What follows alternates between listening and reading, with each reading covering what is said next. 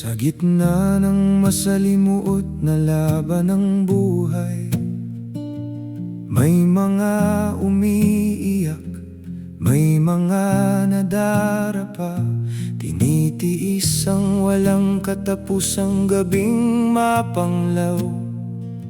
Noong akala ko'y magpakailanman ang aking kabataan, kahit tiningala ko ang lahat na tila nasa akin ang mundo, ang mga kasakimang hawak ko ay naglalaho na parang hangin. Ang malupit na panahon ay nagtuturo sa akin ng pagpapakumbaba.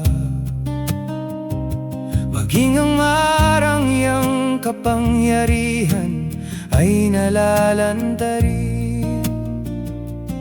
Ang malalalim na kulubot na nakaukit sa magandang mukha ay nagiging aral na nagtuturo ng kababaang loob. Ang misteryo ng buhay na mapupuno lamang kapag binakante, ngayon ko pa lamang natutunan ng may pag-iuko ng ulo. Panginoon, pagkalooban mo ng kapayapaan ang aking kaluluwa. Ibinababa ang lahat ng aking mahigpit na hinahawakan. Sa pusong tulad noong simulang dumating na walang dala, hayaan mo akong manatili sa iyong hininga. Higit pa sa tagumpay na sinasabi ng mundo, upang ang kapayapaan sa loob ko ay maging patotoo ng aking buhay. Ang tanging matitira sa huling landas ay isang maliit na kabaong, maging ang pangalan ng nagmay-ari ng mundo ay hihinto rin. Matatapos din ang yaman at karangyaan na inipon ng buong buhay, ngunit ang puso para sa Panginoon ay mananatiling walang hanggan. Ang katahimikan sa maliit na silid kaysa sa marangyang bahay, iyan ang malaking biyayang ibinigay mo sa akin. Ang isang bagay na dapat nating ingatan hanggang sa huli, isang mainit na puso at mapagkumbabang paningin.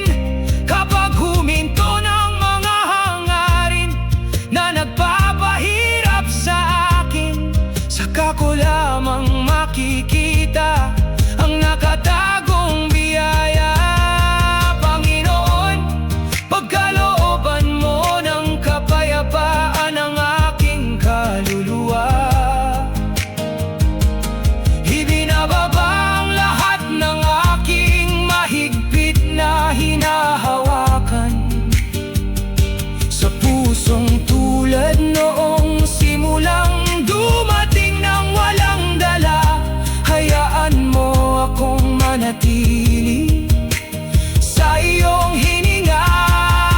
Higit pa sa tagumpay na sinasabi ng mundo, upang ang kapayapaan sa loob ko ay maging patotoo ng aking buhay. Hindi pala malayo ang kaligayahan sa pampang ng puso, kung saan huminto ang kasakiman. Ang iyong tinig na tahimik na tumatawag sa akin, mananatili ako sa payapang liwanag ngayon. Tahimik ako.